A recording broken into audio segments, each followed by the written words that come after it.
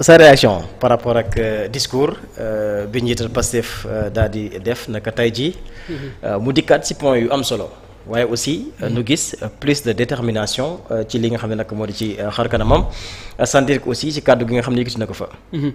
Ousmane changé wul mooy sànq lu ñu doon wax rek avant discours bi muy tàmbali mais dans le fond dans si discours bi. si forme bi. lu ñu mën a wax ba ñu ñëw si fond bi. dafa yëkkati ñetti poñ yu am solo.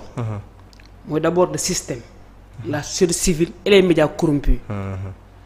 ñu jógee foofu mu ñëw ci administration bi.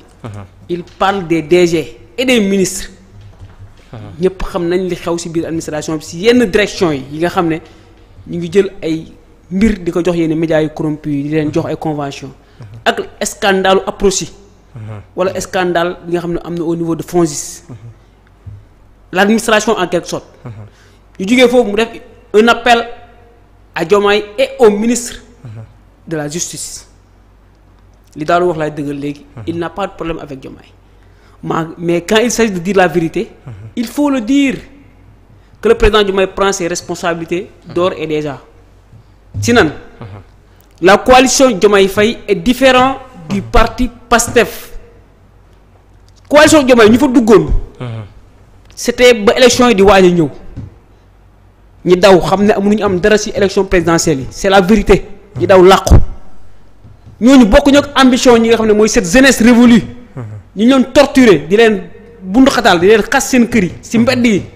na leen kenn àndal baaxul. Ousmane Sonko il parle de ñu bàyyi xel. la responsabilité parce que on parle de Ousmane Sonko à chaque fois alors que moom du ci dara. ñu ne dans son discours il n'a pas seulement parlé de politique. il a parlé également de souveraineté. la question de l'État. mais aussi wax lu am solo. mooy mbiru gaz le bras de fer qui existe entre le Sénégal. ak société bi nga xam ne yaa ngi koy dégg. parce que loo xam ne Macky Sall da ko fi defoon mooy ba muy def dafa signé ay mbir yoo xam ne pour teg gàllankoor gouvernement bi fi nekk. yaa ngi dégg le président Diomaye di la ko wax si mbiru loi yi yëpp. ñu signé ko pour rek yàqal askanu Sénégal maanaam si mbiru gaz bi convention yoo xam ne signé nañ ko. pour ñoom suñu ñëwee pour ñu am problème pour daal di koy lijjanti. ñu ne Ousmane Sonko yamul foofu. quand il parle de la justice les Sénégalais lan la ñuy waxtaanee fan yii yëpp. ci réseaux sociaux yi. Waly Diouf Bodiang su jàngoon droit dañ koy jox. parce que il est moo gën a ferme que Ousmane Diagne. on n'a pas besoin d'une justice politique mais munoo ñàkk am une justice boo xam ne day am ndëgër laay. parce que ñi fi yëkkati seen kàddu tey ñoom ñoo def des scandales. ñi leen défendre ñoom ñooy ces gens du système qui n'ont jamais défendu le projet. mooy le projet Pastef la vérité. man nag damay def focus un peu. si le président Bassirou Diomaye Faye. parce que am naa sañ-sañ bi te am naa kàddu gi. dama dem si bàyyam mu toog ma jox ko micro ba ma fay dem. léegi moo taxoon ma dem fa. c'était pas pour woon Sénégalais li xew. c'était juste pour def une enquête de moralité. papam ne ma damaa tiit le père du président Bassirou Diomaye Faye.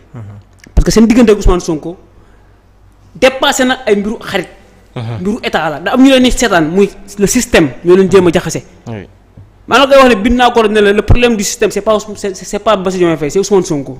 de mel ni sax envoyé na texte bi. parce que bëgguñu ko te dafa am di lobby boo xam ne moom moo nekk derrière le pouvoir. on te parle de république. le Sénégal est une république. nous n'avons pas encore notre propre constitution boo xam ne day lié ak suñu les valeurs morales civiques ak suñuy valeurs religieuses ak culturelles amaguñ ko parce que nous avons une justice coloniale jusqu'à présent nous avons une justice coloniale Sénégal fii lu bëri amagul coppite te ñoom ñi nekk ci système bi tey que ça soit les Aliou Tine yi doon recevoir des fonds Afrikajom Center qui le finance Amnesty International kan moo koy financer ce sont les Américains qui sont derrière Birahim Seck Forum Civil ñoom ñoo xamoon nañ lu nekk ci li nga xam ne mooy ci secteur de pêche bu Sénégal te waxuñ ci ñu bàyyi ba léegi ñi dañuy jéem a coow moo tax dëkk bi ku ne na jël responsabilité am. Diomaye na jël la responsabilité.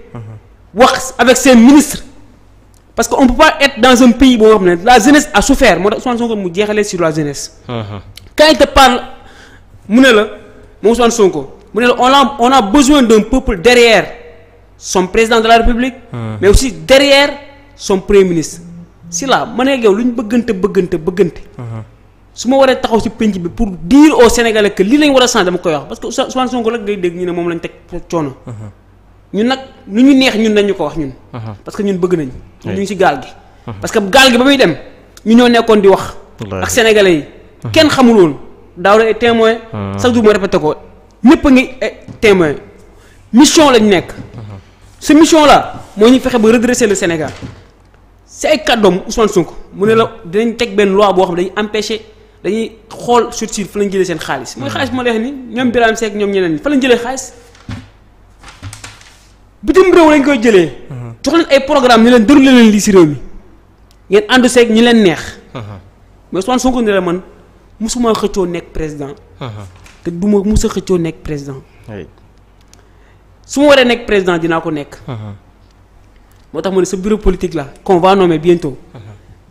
li nga fa gis ay nit yoo xam ne ñooy après yëkkati kaddu yi ci plateau yi parce que le Pastef dafa gagné le terrain. mais le Pastef au pouvoir dafa échec ci li nga xam ne mooy sa communication. te leen waralu ko mooy la coalition Diomaye Faye. mënuma nag tudd tur chaque ministre. mais am na ay choses yi xew ci ay ministères yoo xam ne ñun sénégalais yi toog wala ñun yor kaddu sénégalais yi dañ ko war a wax fii ni mu jeex mooy lu Ousmane Sonko wax léegi. mbiru poste bu ko fi kenn wax ay mbiru intérêt bis bu ñu demee nag ba remaniement am li ngay wax li ñuy wax nii dina feeñ parce que remaniement dina am. te ministre bëri dinañ daanu gëmatuñ li nga xam ne mooy le Sénégal ñu si bëri ils ont travaillé avec le système. ba ñu si coalition Diomaye dañuy xam ne lii moo fi mujj lii ram nii mooy Diomaye da jël réew mi parce que Sonko moo ko joxoñ ñenn ñi ñu commencé rocceeku waaw je soutiens la candidature du président de Bassirou Diomaye Faye dernière heure lañ ko def te nag ñu placé au niveau des ministères y a pas appel à la candidature te Ousmane Sonko ba léegi àndu si seeni ñoñ lañ indi seeni mbiri politique ñu si bëri scandale bi ngay dégg FONGIP au niveau de l'administration ki fa nekk moom moo toog nag jàll bi moo ne moom moo jël lan la wax moom moo jël ñan waa APR ñi liggéey foofu mais ñun ñooy les gens du système lu fa am nag léegi après dañ koy génn dem jox ko ñoom waa APR ñu génne ko si penc bi suñu réew su leen neexee ñu ne on est divisé waaye suñu réew ñaar moo am ñaari mbir c'est entre le bien et le mal le mauvais et le bon ñun nag on est du côté de la bonté duñ bàyyi mukk ñu ne dañuy manipuler suñu réew léegi nag fan laay jeexalee balaa ñuy ñëw si les discours de fond mooy encore une fois je vais le répéter le président Diomaye Faye tu as pendant très longtemps cru à un homme à cause de ses idées mooy da nga yàgg gëm le président du parti Pastef Ousmane Sonko ñu teg ko loxo sénégalais yi gis la nga ànd ak moom gëm projet bi ba pare am pas-pas si li ngay def dëggu avant dara di xew impôt domaine la woon ñu ñëw foofu noonu Ousmane jàpp ko yow tamit ñu def poste mu métti la ñu daal lay jàpp teg la loxo yàlla boole leen ñu ne kat am nañ possibilité Ousmane Sonko Macky Sall bu ko proposé ak waa France ñu ne kat nañ jéem repousser ces élections en complicité de Macky Sall Ousmane Sonko ne kenn du ko pousse on a un plan B mais on n'a pas un plan C ni un plan D ñun boobu ñu ngi conseil constitutionnel un soir ñu toog ñu ne on a volé la candidature du président Bassirou Diomaye Faye on l'avait pas cru Sénégalais yi kontaan ne Diomaye mooy Sonko Sonko mooy Diomaye la campagne électorale présidentielle weeru koor journalistes yi fa àndoon ak ñoom Feuz ñoom Daouda ñoom Ngone yéen ñoom ay dara kenn ndogu day jot kenn du lekk parce que boobu ñi ngi ci direct yi di wax sénégalais ñi ngi ndogu de ñun ñi ngi toog di jox information yi on a souffert ay ndaw bal tàq moo tax ma ne Diomaye lépp lu mu war def ci réew mi bu musa réeroog ak Ousmane Sonko man foofu laay waxee maanaam lu ñuy bëgg a may système bi pour ñu koy jéem a xëyee suba ñi nar a wax naan Sonko ak Diomaye am nañ problème amuñ benn problème Sonko il a juste tenu un discours de vérité c'est un discours de vérité qu'il a tenu fan la tàmbalee mon frère mon ami sama doomu ndey sama xarit waaye teew dama lay wax dëgg le système le lobby qui est au niveau du palais de la République ces ministres là qui n'ont jamais dénoncé cette injustice bi nga xam ne ñu ngi ko def ci Ousmane Sonko di ko saaga di ko wax lu nekk ces ministres là yuy nekk dañuy déguisé wu en homme politique ce sont des hommes politiques de classique. du ma tudd nag benn ministre. mais su jotee rek dinañ ko def. ñoom ñëpp seen direction yi soo demee seen mouvement seen i parti politique ñoo fa nekk. Sénégalais yi intéressé wuñu leen ñoom seen Sonko lu leen wax Sonko nee leen Sénégalais yi mosuñu leen intéressé. da ngeen jug takku te bañ indi gàcce ci biir réew mi. parce que noonu ñu ngi toog di xool Sénégal 18 millions d'habitants la ñu wax. noonu matuñu 1 million d'habitants. te luñ teg xale yi tegg ko. luñ teg Samba Seck tegg ko. luñ teg booy Pastef teg ko. ma fi ak kàcc booy sonn nañ. Bamba Niass booy sonn nañ ak sénégalais yu ñu xamul yu ñuy suivre ñoom jawartoog ñoom ñu ni mel. parce que duñ ñun ñooy jël kàddu gi di wax waaye ñun duñ ci dara xamuñu mënuñu lu ñuy wax sénégalais yi di déglu ñoo ko gën a mën. moo tax des fois ma ne des fois ñiy attaqué 313 fu ñu ko teg. dafa nga jég si mbedd bi ñeen 313 yéen état bi ngeen da ñoo tey. ñun ñoo tey parce que dëgg lañu àndal vous êtes qui ce pays là on va dañ koy changer te Ousmane Sonko a raison.